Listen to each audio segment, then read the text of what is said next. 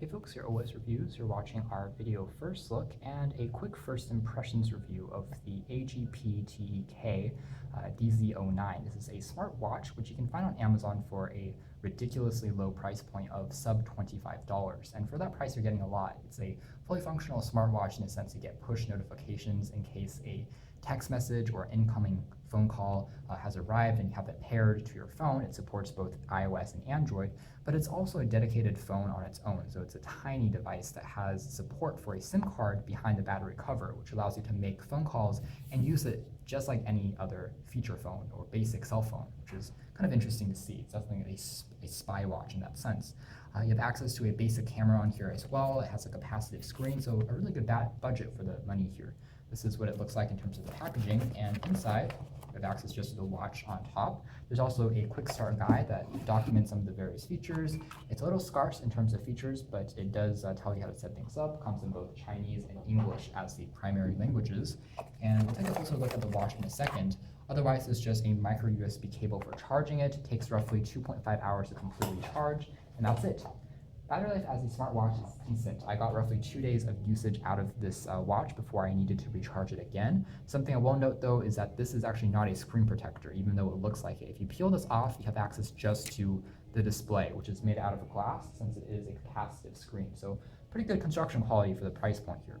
So the first thing that I thought when I picked this thing up was it reminds me of the Samsung Galaxy Gear second generation watch. So it almost looks like it in terms of the boxy shape, but it's not a bad thing. It's overall a pretty classy looking smartwatch, and it's not too bulky or large either, which is a nice change compared to smartwatches a few years ago. It still is relatively large, but has a decent weight distribution to it, so it feels solid. It's not waterproof, so make sure you don't take it when you're showering or taking it for a dive, and you should be fine.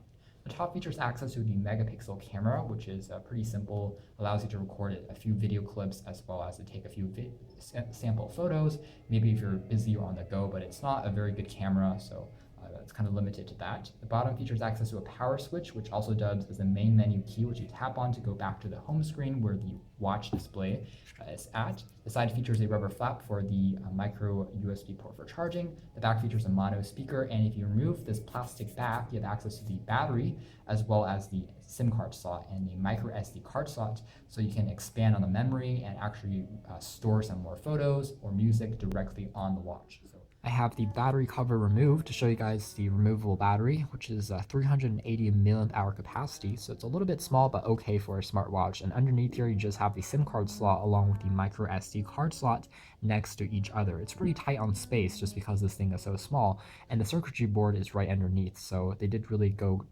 quite low cost on this. So as long as you don't get it wet, you should be okay. But something to quickly point out, it doesn't have as much protection as maybe a regular smartphone does in that sense. I'm going to pop the battery back in here and show you guys kind of the boot up sequence. It's going to vibrate when it's booting up. It has a slight ringtone as well.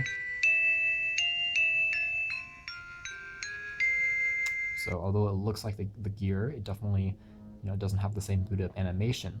The menu here is pretty simple. There's just a battery status along with signal strength if you have a SIM card along with Bluetooth data next to each other. So pretty simple stuff. The screen here is using IPS technology though, so viewing angles are decent, even though that the image quality here is quite pixelated since the resolution is pretty low, but overall not too bad for a super low cost budget oriented smartwatch. So let's take a closer look at some of the things here. If I tap on names, it's going to take me into my phone book. I can look at my local stored in here if I'm using this just as a regular cell phone. So if there's data on my SIM card, it's going to take that in. Bluetooth will sync data from a smartphone that I have, Android or iOS, and then add it onto here. You can see that even though the keys are very small, the screen is still pretty responsive because it is a capacitive touchscreen. I can then call people, send them a text message, tap on options as well to select something. So pretty easy to use all in all. Tapping on menu takes me into this more traditional menu of various icons for features like messaging, turning Bluetooth on or off, Bluetooth dialer, so I can dial a phone number on here and then call using my smartwatch like a Bluetooth headset if I have it connected to a regular smartphone. There's also remote notifications, so setting that up if you get push notifications like text messaging, emails, so on and so forth. Anti-loss, so that's going to tell you if you have lost your phone or lost your smartwatch. Whatever one has been lost, it's going to vibrate and buzz to notify you of that. Same thing with remote camera. It basically allows you to use this as a remote control for controlling your phone's camera. So that's something to point out. If you want to use the own camera on here, there's a separate application for that. So on settings here, you can change things like profile, security, connectivity. If you tap on profiles, you can change things like silent, outdoor meeting. So it's going to change, the speaker, turning that on or off, along with the vibration sensor on here.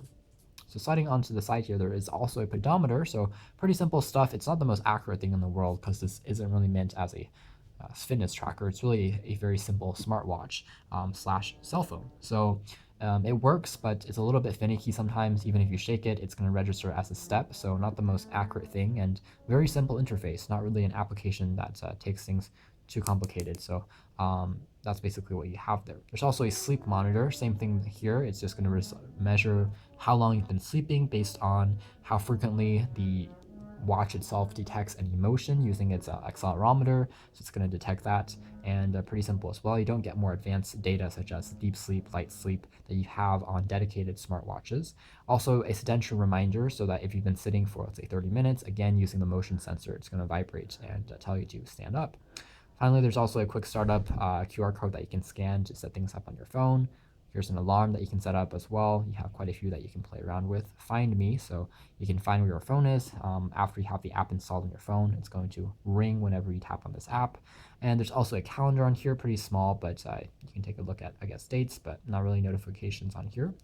So let's slide out there. There's also image viewer, so pretty simple. If you have images stored on a micro SD card slot, you can use this as a very small image viewer, but experience isn't too ideal just because, again, the screen here is quite small, but kind of replaces those old photo keychains if you still remember those from a few years back.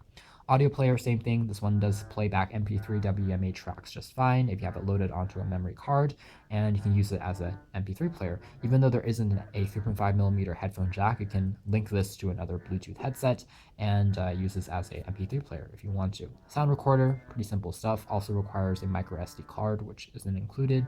Camera, really using the built-in camera here that I talked about. You can see the resolution here is quite sketchy at best. It's very fuzzy, it's VGA quality, but for emergency shots, I guess it will work. It's kind of like a spy camera. The positioning here is a little bit awkward, but not too bad. It's what you would expect from a camera on a watch.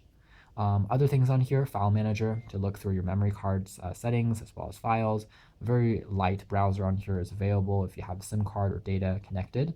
There are some shortcuts to, they call it Facebook or WhatsApp, but again, that requires internet connectivity to check some quick notifications, and these are, new features on here. Same thing with the Twitter application here, but it's a very light version, so you can't get all your messages on here, but at least it's a nice addition compared to older generations of these smartwatches, which omitted these features completely.